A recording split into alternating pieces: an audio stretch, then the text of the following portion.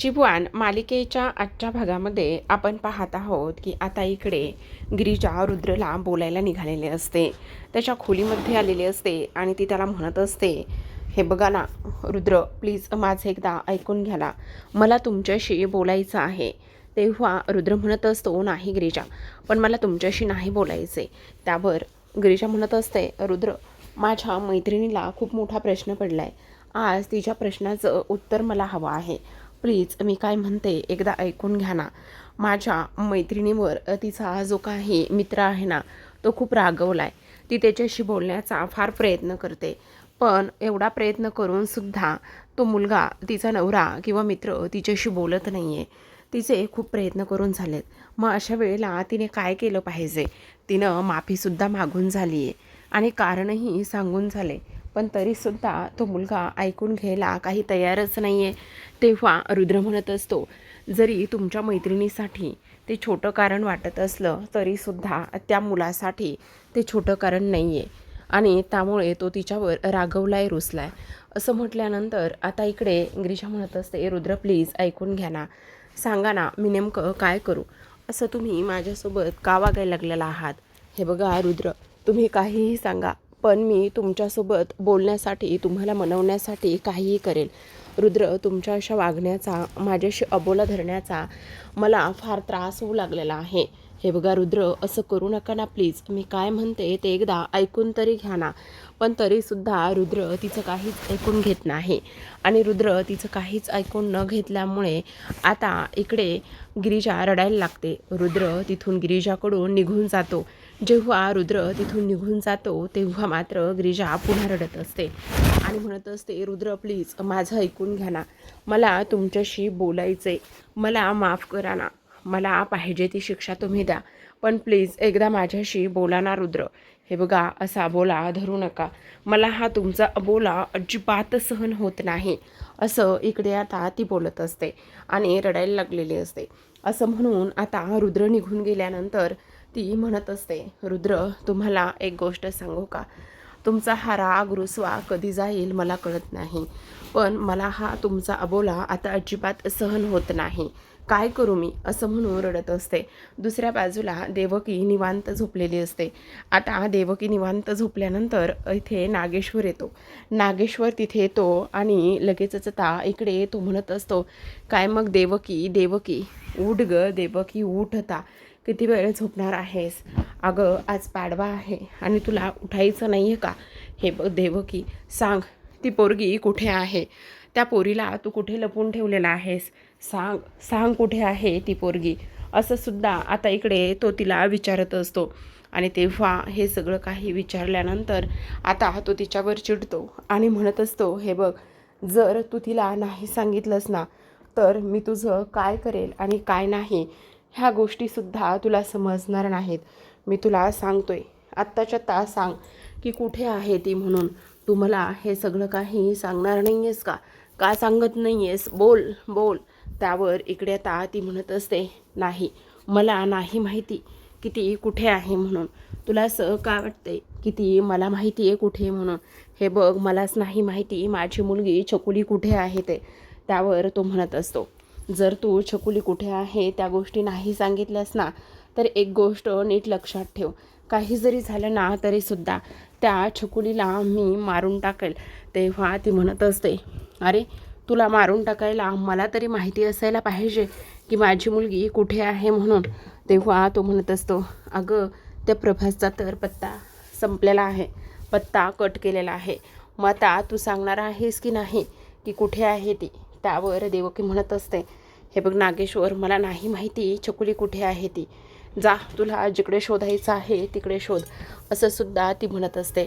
तेव्हा विचार करते, जर ह्याने प्रभासला मारून टाकलेलं असेल तर मग आता माझी मुलगी कोण आहे, ती कुठे आहे, ह्या गोष्टी मी कशा शोधणार आहे, असा विचार करून रडायला लागलेली असते. त्याच वेळेला आता इकडे दुसऱ्या बाजूला आपण पाहतो, घरी गुरुजी आलेले असतात आणि घरी गुरुजी आल्यानंतर आता गुढीपाडव्याचा मुहूर्त ते सांगत असतात. तेव्हा 8:12 गुढी उभारण्याचा मुहूर्त असतो आणि त्यावेळेला तुम्हाला गुढी उभारावी लागणार आहे असं गुरुजी सांगतात. तेव्हा नागेश्वर म्हणत असतो, पण ह्या वर्षीची गुढी जी आहे ना, ती सुनबाई आणि त्याचबरोबर चिरंजीव हे दोघेही जण उभारणार आहेत असं सांगण्यात आलेलं असतं. आणि तेव्हा आता इकडे गुरुजी म्हणत असतात, हे बघा असं अजिबात करू नका. जर तुम्ही असं केलं तर हा खूप मोठा अपशकुन होऊ शकतो. तेव्हा नागेश्वर म्हणत असतो, म्हणजे तुम्हाला नेमकं काय म्हणायचं आहे? तेव्हा इथे आता गुरुजी म्हणत असतात, हे बघा ह्या वर्षीची गुढी तुम्ही आणि त्याचबरोबर वहिनीसाहेब ह्या दोघांनीच उभारली पाहिजे असं ते बोलतात. तेव्हा आता इकडे नागेश्वर म्हणत असतात, आता हे सगळं आम्ही तर चिरंजीवला सांगून ठेवलं आहे. तेवढ्यातच रुद्र वरून येताना दिसतो. जेव्हा रुद्र वरून येतो तेव्हा नागेश्वर आता एका झटक्यात त्याचा प्लॅन बदलतो आणि म्हणत असतो, काय हो गुरुजी, आता बघा ह्या वर्षीचा जो मान आहे ना, तो मान आम्ही इथे आमच्या सुनबाई आणि त्याचबरोबर चिरंजीव ह्या दोघांना दिलेला आहे. तेव्हा गुरुजी म्हणत असतात, काय सांगताय साहेब, हे बघा असं अजिबात करू नका. तुम्ही हे सगळं अजिबात करू नका. वेडे आहात का तुम्ही? हा जो काही मान आहे तो तुमच्या सुनबाई आणि त्याचबरोबर इकडे जे तुमचे चिरंजीव आहे त्यांना देऊ नका. कारण ह्या वर्षीचा मान तुम्हालाच पाहिजे. तुमच्या हातून जर गुढी उभी नाही झाली तर मग मात्र तुमच्या ह्या घरावर फार मोठं संकट येऊ शकतं. आणि ते सुद्धा 45 दिवस तुम्हाला कोणत्याही संकटाला सामना करावा लागेल. तेव्हा रुद्र म्हणत असतो, काय सांगताय गुरुजी? आबासाहेब, जर हे सर्व असं असेल तर अजिबात तुम्ही मला आणि इथे गिरिजाला गुढी उभारण्याचा मान देऊ नका. त्याने काही एक होणार नाही. त्याच वेळेला आता इकडे नागेश्वर म्हणत असतो, पण चिरंजीव ते कसं शक्य आहे? आणि आम्ही तर त्या सर्व गोष्टी सांगितल्या आहेत की आता गुढी तुम्हीच उभारणार आहात म्हणून. तेव्हा रुद्र म्हणत असतो, गुरुजी तुम्ही अजिबात काळजी करू नका. मी गिरिजाला समजावतो. आबा, इथे मी गिरिजांना समजावतो, त्या काही बोलणार नाही आहेत. आणि सगळ्यात महत्त्वाची गोष्ट म्हणजे आपल्या घरावर कोणतंही संकट आलेलं मला मान्य नसणार आहे. काही जरी झालं ना तरीसुद्धा गुढी जी आहे ना ती आबासाहेबच इथे उभा करतील असं सुद्धा आता इकडे ते बोलत असतात. आता हे सगळं काही बोलल्यानंतर नागेश्वरचा प्लॅन तर ऑलमोस्ट इथे डन झालेला असतो.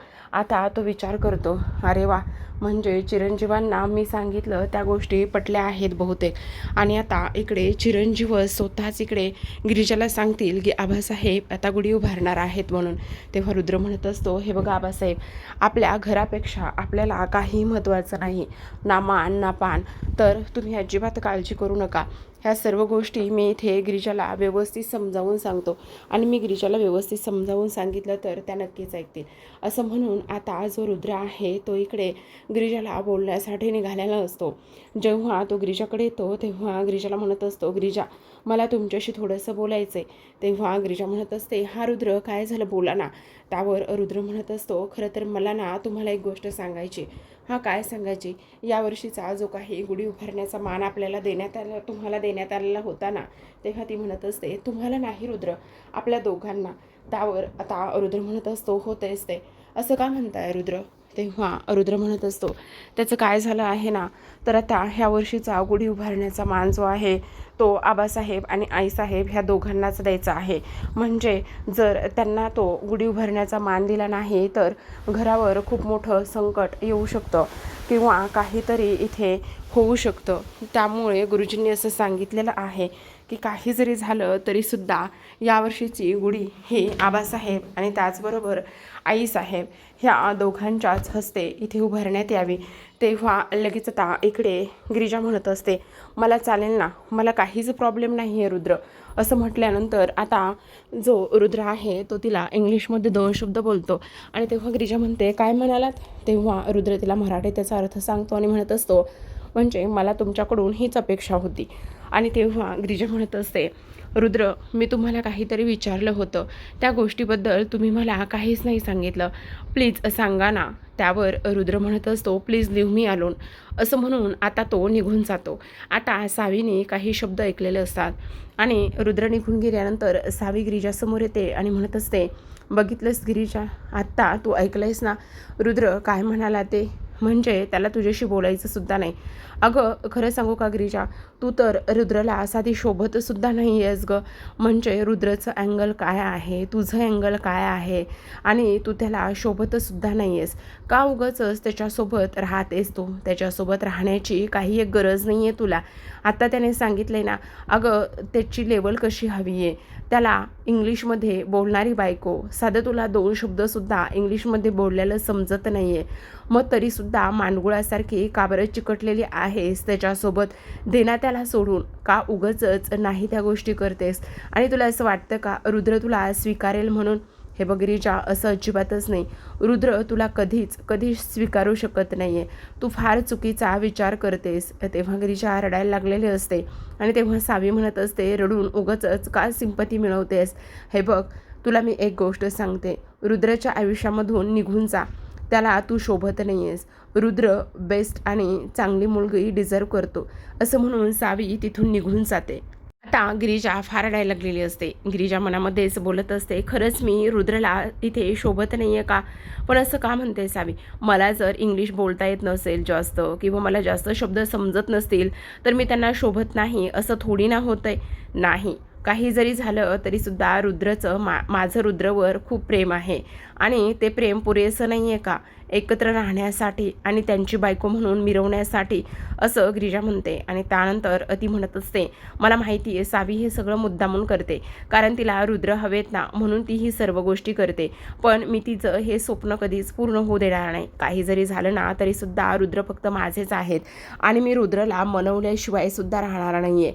मला रुद्रचा राग मान्य आहे, पण मी तो लवकरच घालवेल, असं गिरिजा म्हणते. दुसऱ्या बाजूला आता उर्वशी खोलीत डोकं धरून बसलेली असते. तेवढ्या सावी तिथे येते आणि म्हणत असते, अगत्या काय, अगमावशी काय करतेस? तेव्हा उर्वशी म्हणते, का ओरडायला, काय झाले? त्यावर ती म्हणत असते, तुला सांगू का, आज तू मला ना शाबासकीच देणार आहेस. हो, पण काय केलेस ते तरी सांग. तेव्हा सावी म्हणते, आत्ता मी बाहेर गिरिजाकडे गेले होते आणि गिरिजाकडे गेल्यानंतर तिला मी असा तिचा ब्रेन वॉश केलेला आहे ना की काही विचारू नको. तुला सांगू का, ती आता रुद्रसोबत राहण्याचा विचारसुद्धा करू शकणार नाही. काय म्हणजे काय झालंय काय? तेव्हा ती तिला सांगत असते की मी कशा पद्धतीने तिला सांगितलंय की तू जी मुलगी आहे ना, तू इथे रुद्रच्या सोबत राहण्याच्या लायकीची सुद्धा नाही आहेस. ह्या सर्व गोष्टी मी तिला इथे सांगून आलेली आहे. तेव्हा उर्वशी म्हणत असते, त्यानं काय होणार आहे, हे सगळं कितीतरी वेळा सांगून झाले. तेव्हा सावी म्हणत असते, एवढंच नाही घात्या, आणखी बऱ्याच काही गोष्टी आहेत. त्यावर उर्वशी म्हणत असते, आणखी काय आणि कसल्या बऱ्याच कोणत्या गोष्टी आहेत? त्याच वेळेला आता इकडे सावी म्हणत असते, तुला सांगू का, मी तिचा असा ब्रेन वॉश केलेला आहे ना, पण आता त्या दोघांना वेगळं करण्यासाठी माझ्याकडे खूपच मोठा प्लॅनसुद्धा आहे. तेव्हा उर्वशी म्हणत असते, कसला आणि कोणता प्लॅन आहे? तेव्हा आता इकडे ते दोघेही जण प्लॅन ठरवतात आणि सावी म्हणत असते, अशा पद्धतीने आता इकडे काही जरी झालं ना तरीसुद्धा आपणच आता इकडे त्या गिरिजाला आणि रुद्रला वेगळे करूयात. तेव्हा उर्वशी म्हणत असते, तू हा सांगितलेला प्लॅन तर मला आवडलाय, पण आता बघू तो किती आणि कशा पद्धतीने यशस्वी होतोय तो. त्यावर सावी म्हणत असते, असं काय करते सत्या, हा प्लॅन नक्कीच यशस्वी होणार आहे, त्यामध्ये तुम्हाला साथ दे, असं सुद्धा आता इकडे ती बोलत असते. आता ह्या सर्व काही गोष्टी इथे बोलून झाल्यानंतर दुसऱ्या बाजूला आपण पाहतो की इकडे संध्याकाळची वेळ असते आणि संध्याकाळच्या वेळेला आता विशाखा आणि तेव्हा गिरिजा ह्या दोघेजणी भेटलेल्या असतात. विशाखा गिरिजाचा चेहरा पाहिला तिला म्हणत असते, नक्कीच काहीतरी बिनसलंय, काय झालेलं आहे सांगणार आहेस का मला? तेव्हा ती म्हणत असते, नाही काही नाही झालेलं, खरं सांग काय झालंय, का बिघडलंय तुझं एवढं?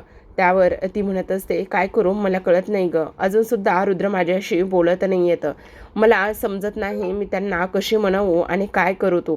त्यावर आता इकडे विशाखा म्हणत असते, अगं असं काय करतेस, एक काम कर ना, त्या रुद्रला एका कोपऱ्यामध्ये घे आणि त्या रुद्रला एका कोपऱ्यामध्ये घेऊन त्याला सगळ्या काही त्याच्या आत्याबद्दलचे कडू आणि सत्य कारनामे सांगून टाक ना. सगळं काही सांगितलंस की मग बघ तो त्याला कसा विश्वास बसणार आहे त्या सगळ्या गोष्टीवर. तेव्हा गिरिजा म्हणत असते, नाही ना, असं तर करू शकत नाही, तुला एक गोष्ट सांगू का, रुद्रचा त्यांच्या आत्यावर आणि त्याचबरोबर नागेश्वरवर खूप विश्वास आहे. काही जरी झालं ना तर ते त्यांच्या विरोधामध्ये एकही शब्द ऐकून घेणार नाही आहेत, कधीच ऐकून घेणार नाही आहेत. ही सुद्धा गोष्ट तेवढीच जास्त महत्त्वाची आहे. त्याच वेळेला आता हे सगळं काही होत असताना आपण पाहतो की लगेचच इकडे जी काही गिरिजा आहे ती म्हणत असते, पण आता काही जरी झालं ना तरीसुद्धा मी हा जो काही चान्स आहे तो सोडणार नाही आहे. तेव्हा विशाखा म्हणत असते, कसला आणि कोणता चान्स तू सोडणार नाही आहेस? त्याच वेळेला इथे आता गिरिजा म्हणत असते, तुला एक गोष्ट सांगू का, सगळ्यात महत्त्वाची म्हणजे आता मी रुद्रला मनवल्याशिवाय शांत बसणार नाही. अगं पण हो, कसं मनवणार आहेस? त्यावर ती म्हणत असते, बघ आता मी कसं मनवते आणि काय करते ते. अगं पण ते सगळं काही खरे, पण सांगणार आहेस का? तेव्हा गिरिजाता तिला एक प्लॅन सांगते. त्यावर विशाखा म्हणत असते, ठीक आहे, तुझा हाच जर प्लॅन असेल ना तर तुला नक्कीच यश मिळेल, असं सुद्धा आता इकडे ती बोलत असते. आणि तिथे देवीच्या समोर दोघीजणी बसलेल्या असतात. देवीच्या समोर दोघीजणी बसल्यानंतर आता देवीला नमस्कार करत असतात. नमस्कार केल्यानंतर आता इकडे विशाखा म्हणत असते, काही झालं ना तरीसुद्धा देवी आई तुला यश देऊ आणि त्याचबरोबर रुद्रचा हा प्लॅन तुझा हा रुद्रला मनवण्याचा प्लॅन जो आहे ना तो यशस्वी हो. पण एक गोष्ट मात्र आहे ना गं, प्रभास काका आत्ताच गेलेले आहेत, मग हे सगळं करणं गरजेचं आहे का? तुला करू देतील का? काही बोलणार तर नाही ना? तेव्हा ती म्हणत असते, नाही, काही नाही बोलणार ती लोक, आणि असू देत, मी सुद्धा हे सगळं चांगल्यासाठीच करते ना, असं इथे आता ती बोलते. तेव्हा दुसऱ्या बाजूला आपण पाहतो की इकडे नागेश्वर पुन्हा देवकीकडे आलेला असतो. त्याने देवकीसाठी एक साडी आणलेली असते आणि ती साडी पांढरी असते आणि ती पांढरी साडी आता देवकीच्या अंगावर तो टाकतो आणि म्हणत असतो, घे ही साडी नेस आणि आज पाडवा आहे, पाडव्याला छान तयार हो, असं आता इकडे तो बोलतो. आता ह्या सर्व काही गोष्टी इथे बोलल्यानंतर लगेचच आपण पाहतो की इकडे दुसऱ्या बाजूला मात्र देवकी म्हणत असते, तुझं काय चाललंय हे? तेव्हा लगेच आता इकडे ती म्हणत असते, काय चाललंय म्हणजे? अगं आज पाडवा आहे ना, मग पाडवा हा सण साजरा करायचा आहे की नाही, असं सुद्धा आता इकडे तो बोलत असतो. तेव्हा देवकी म्हणत असते, तू नको सांगूस. तेव्हा तो म्हणतो, अगं त्या घरामध्ये इथे गुढी उभारायची आणि गुढी उभारायचा मान हा मला मिळालेला आहे, असं सुद्धा आता इकडे तो बोलतो. त्यावर आता इकडे देवकी म्हणत असते, अरे त्या वाड्याची फरशी पुसायची सुद्धा तुझी लायकी नाही आहे आणि तू त्या वाड्यामध्ये जाऊन गुढी उभारणारास आहेस का? हे कसं शक्य आहे? तेव्हा आता नागेश्वरला राग येतो आणि तो म्हणत असतो, देवकी लायकीत राहा. तेव्हा अगं आत्ता विधवा झालेली आहेस, जर माझ्यासोबत राहिली असतीस ना तर विधवासुद्धा झाली नसतीस, पण तुला माझ्यासोबत राहायचं कुठे होतं?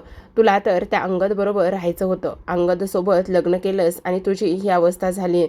तुला मी सांगत होतो की असं करू नकोस म्हणून, पण तू माझं ऐकलं नाही आहेस देवकी. माझ्यासोबत लग्न केलं असतंस तर आज माझ्यासोबत गुढी उभारली असतीस. तेव्हा देवकीला राग येतो आणि देवकी म्हणत असते, किती महामूर्ख आहे हा, ह्याला असं वाटतंय की तो त्या वाड्याचा मालक आहे, ही गोष्ट त्याला समजत नाही. तेव्हा इथे नागेश्वर म्हणत असतो, जास्त बोलू नको, समजलं का? कारण त्या वाड्याचा मालक तर मीच आहे. तुला असं का वाटतंय की त्या वाड्याची मालकीन तू नाही आहेस म्हणून? तेव्हा ती म्हणत असते, हो, ते अगदी बरोबर आहे, कारण त्या वाड्याची मालकीन तर तू सुद्धा नाही आहेस आणि मी सुद्धा नाही, माझी छकुली आहे. त्याच वेळेला आता इकडे देवकीला ते सर्व क्षण आठवतात, कशा पद्धतीने इथे आता छोटी छकुली असताना सर्व काही केलेलं होतं. ते सगळे क्षण आठवतात आणि ते सगळे क्षण आठवल्यानंतर आपण पाहतो की आता इकडे नागेश्वरला झटका लागलेला असतो, कारण देवकीने आता इकडे त्याची लायकी काढलेली असते आणि देवकीने त्याची लायकी काढल्यानंतर आता इकडे तो भडकतो आणि म्हणत असतो, खूप जास्त बोलतेस तू देवकी. जर माझ्यासोबत लग्न केलं असतंस आणि माझ्यासोबतच त्या घरामध्ये राहिली असतेस तर आज ही विधवा होण्याची आणि विधवेचे असे वस्त्र घालण्याची तुझ्यावर ही अवस्था झाली नसती, ही वेळ आली नसती, असं सुद्धा तो इथे बोलतो.